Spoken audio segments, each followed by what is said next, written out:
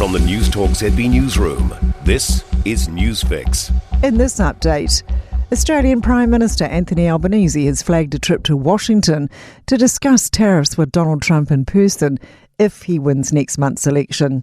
The Prime Minister says it's on his agenda. I've been invited to the United States, of course, and vice versa.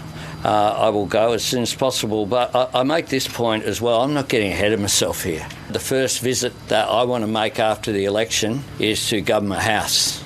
In the meantime, residents on Norfolk Island are scratching their heads with the tiny Australian territory hit with US tariffs.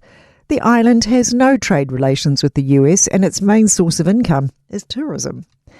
A defence analyst expects some harsh discipline will be handed down in the wake of the Manawanui investigation. The Court of Inquiry says human error compounded with incompetence ultimately led to the ship running aground last year. It says two people are responsible for the error, one of whom was supervising the other. Paul Buchanan says incompetence in military affairs can be punished severely. He says the Navy will be more concerned about the quality of its personnel than the monetary or environmental impact of the incident. A suggestion that upfront checks could be the solution to building consent delays. The New Zealand Institute of Building Surveyors says about 64% of applications are paused because councils requested extra information.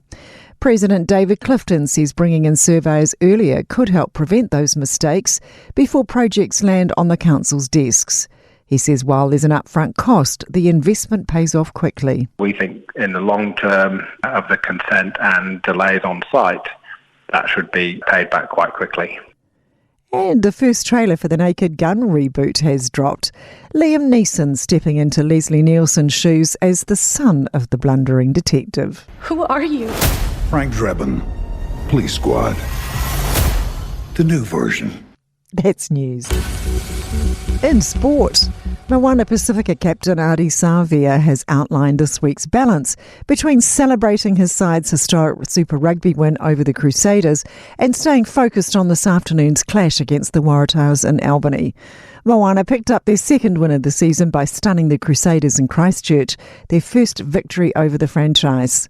Savia reveals he urged the team immediately post-game to switch their focus to getting back-to-back wins for the first time. I call it like staying in the middle ground so we don't, get too emotional with things, but we're just staying, calm because we need to turn up and back the performance up.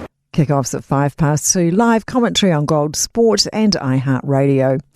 Manchester City manager Pep Guardiola has hailed midfielder Kevin De Bruyne as one of the greatest players in Premier League football history after the club captain's announcement he'd be leaving at the end of the season.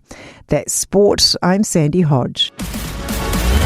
For more news, listen to Newstalk ZB live on iHeartRadio.